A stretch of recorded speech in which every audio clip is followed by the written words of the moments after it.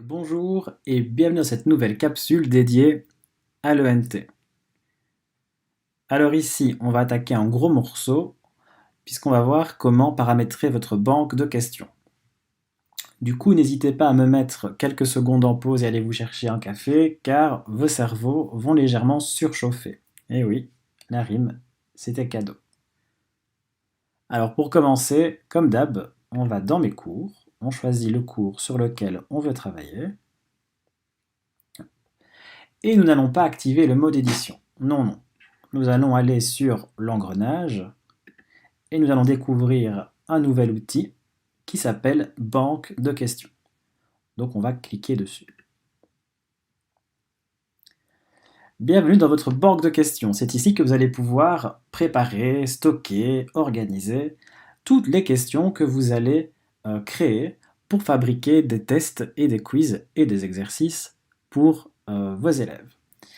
Alors vous voyez ici que vous avez un petit ascenseur catégorie où vous allez pouvoir voir, visualiser les catégories de questions que vous avez créées. Pour le moment, on n'en a aucune. Alors pourquoi est-ce que c'est important et intéressant de créer des catégories de questions? Mais imaginons que vous prépariez une centaine de questions, ça risque vite d'être le bazar. Les catégories vous permettent de créer des tiroirs, si on veut, pour ranger vos questions. Et du coup, pour vous organiser. Du coup, on va d'abord, avant toute chose, créer nos catégories. Pour ça, on a des petits onglets ici, et on va appuyer sur catégorie. On arrive sur cette page, et on voit que nous n'avons pas encore de catégories qui sont créées. Et en bas, on va pouvoir ajouter une catégorie. On laisse cette option-là cochée. Vous n'aurez pas français PA, évidemment, vous aurez le cours sur lequel vous travaillez. Et alors, moi, en français, j'ai souvent des exercices qui portent sur les outils de la langue, ou sur des genres littéraires, sur la narratologie, etc. Donc, je vais créer mes catégories en fonction des thèmes de mes questions. Donc, je vais par exemple avoir une catégorie outils de la langue. J'ajoute une catégorie en appuyant ici. Vous voyez qu'elle apparaît ici. Je descends pour en créer une autre sur les genres littéraires, etc. J'ajoute une catégorie. Une catégorie pour les questions de narratologie. Soyons fous, etc. Et je peux créer autant de catégories que je le souhaite. Quand vous créerez des tests, voilà, si vous voulez créer un test sur la narratologie, au moins vous gagnerez du temps en le réalisant puisque vous pourrez directement accéder à toutes les questions en lien avec la narratologie. Une fois que vous avez créé vos catégories, il est temps d'aller rédiger vos questions. Pour ça, on retourne dans questions. Et vous voyez que les catégories sont apparues. Pour le moment, il n'y a aucune question qui apparaît puisque nous n'avons encore créé aucune question. Du coup, sans surprise, on va appuyer sur créer une question pour en produire une. Alors ici, vous avez un petit panneau qui s'ouvre et qui vous demande de sélectionner le type de question que vous voulez créer. Du coup, comme vous voyez, il y a pas mal de choix. Et lorsque vous sélectionnez un type de question, vous avez ici la description qui apparaît. Donc vous pouvez créer des QCM, des vrais ou faux, des appariements, des réponses à questions courtes, des questions à réponses courtes, pardon. Composition, vous pouvez aussi demander aux élèves de rédiger des dissertations.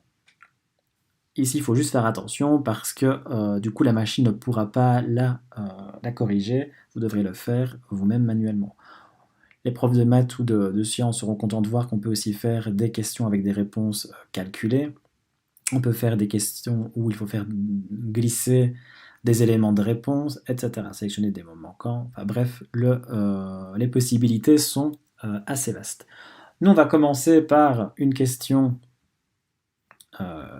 classique. On va faire un QCM. Donc pour ça, j'ajoute une question. Alors pour créer la question, la première chose à faire, c'est de choisir une catégorie. Moi, je vais créer une question sur les genres littéraires, donc je vais cliquer sur genre. Donc ma question sera directement rangée dans le tiroir genre. Alors, nom de la question, Ça, c'est vraiment uniquement pour vous, il n'y a que vous qui verrez le nom de la question. Et ça vaut la peine de trouver une petite syntaxe que vous n'oublierez pas pour vous organiser.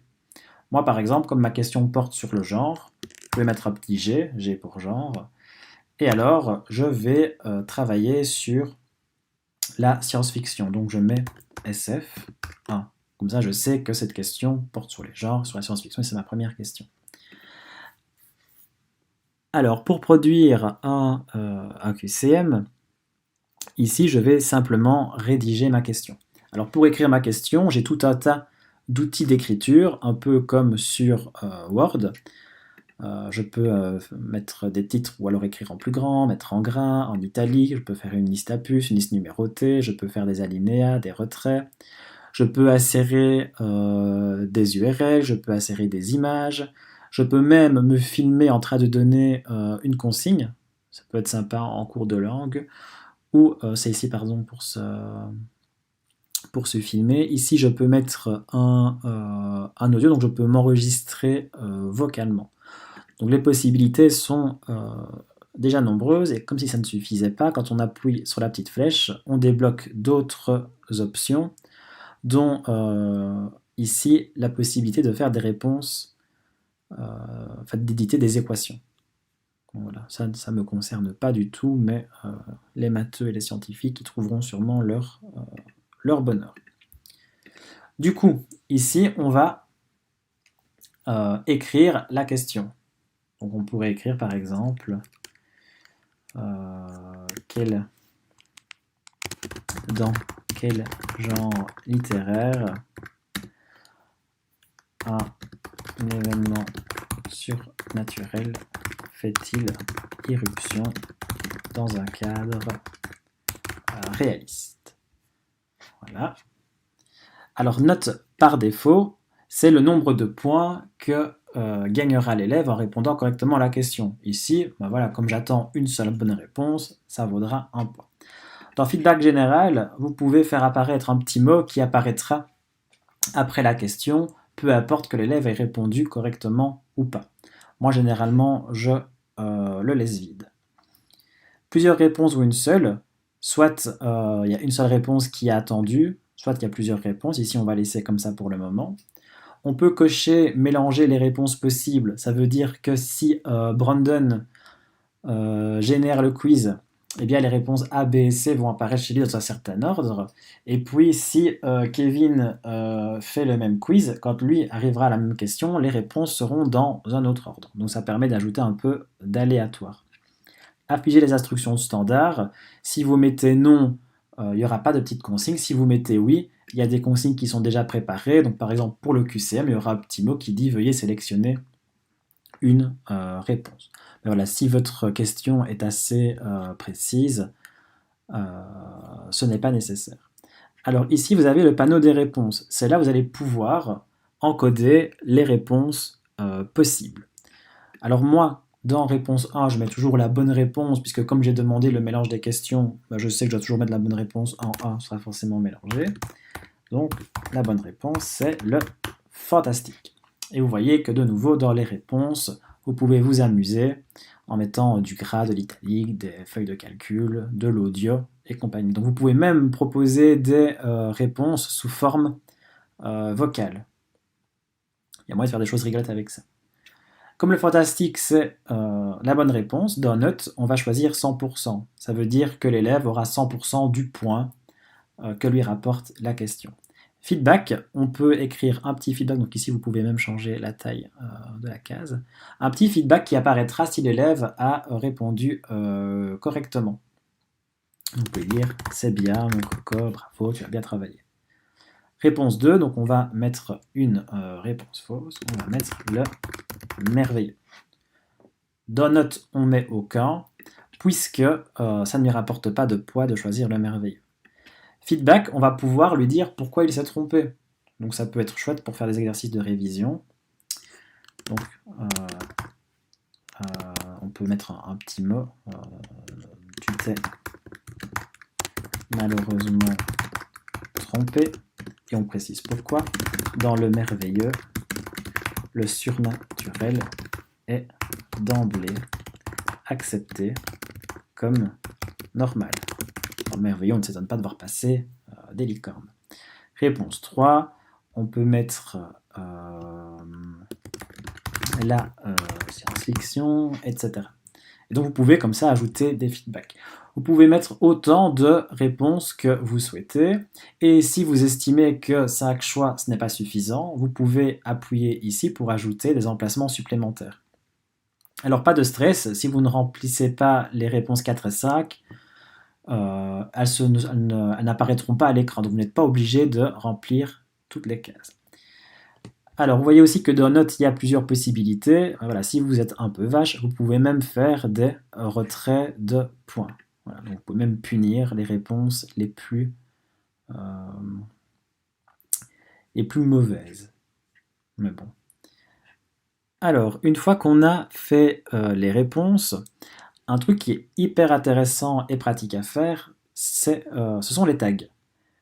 En plaçant un tag sur une question, donc ici par exemple c'est une question sur les genres, donc je mets le mot genre, donc j'écris le tag et j'appuie sur Enter, ça me permettra plus tard de retrouver toutes les questions en rapport avec le genre. Et je peux mettre autant de tags que je veux. Ici, la question portait sur le fantastique, donc je vais mettre fantastique.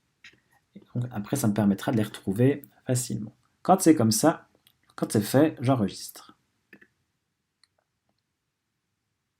Voilà. Et je vois que dans ma catégorie genre, j'ai ma question ici qui a été générée. Alors, je peux, via le bouton modifier, dupliquer ma question. Donc si je veux créer une question similaire sur un autre genre, j'appuie sur dupliquer, ça me permettra de gagner du temps en ayant un format de question déjà préparé. Je peux modifier les tags et je peux aussi supprimer ou je peux avoir un aperçu de ma question. Ça me permettra de voir à quoi la question ressemblera du point de vue de l'élève. Donc dans quel genre littéraire un événement surnaturel fait-il irruption dans un cadre réaliste? Admettons que je n'ai pas bien étudié et que je réponde le merveilleux. Hop. Comme vous voyez, la petite croix indique que je me suis trompé et j'ai le feedback qui apparaît. Si je recommence et que je réponds correctement le fantastique, hop, on me dit que j'ai bien travaillé. Et donc si l'aperçu vous plaît, vous le fermez tout simplement. Et voilà, vous avez créé votre première question sur les genres. On va en créer une deuxième. Du coup, j'appuie sur créer une question. Et cette fois-ci, on va faire une réponse courte.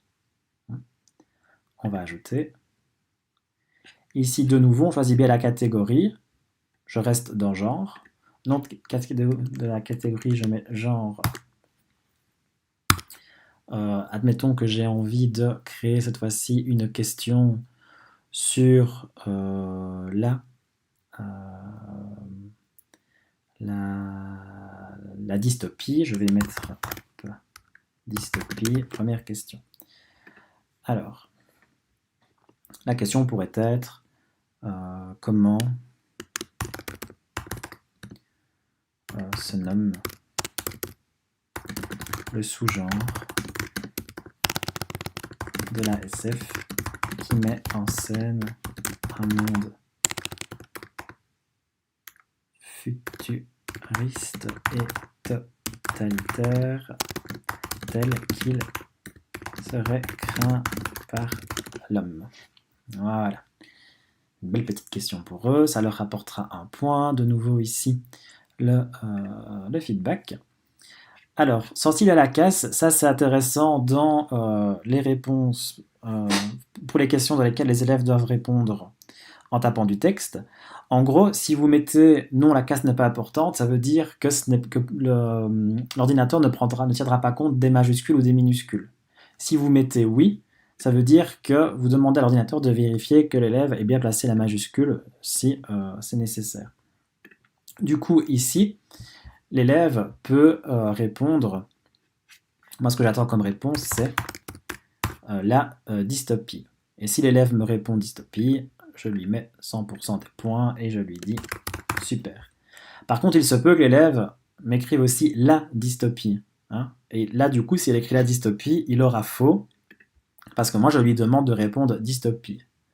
Du coup, je prévois le coup et j'écris la dystopie. Ça veut dire que cette réponse-là est aussi acceptable. Ça va? Une fois que c'est fait, je n'oublie pas de mettre mon tag. Je suis toujours dans les genres. Et cette fois-ci, je travaille sur la dystopie. Et j'enregistre. Et vous voyez qu'ici, ma question sur la dystopie a été générée.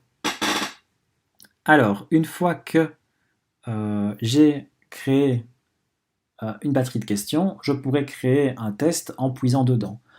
Donc ça vaut vraiment la peine de d'abord rédiger vos questions via la banque de questions. Ça vous permet de les organiser et ce sera plus facile pour vous de vous y orienter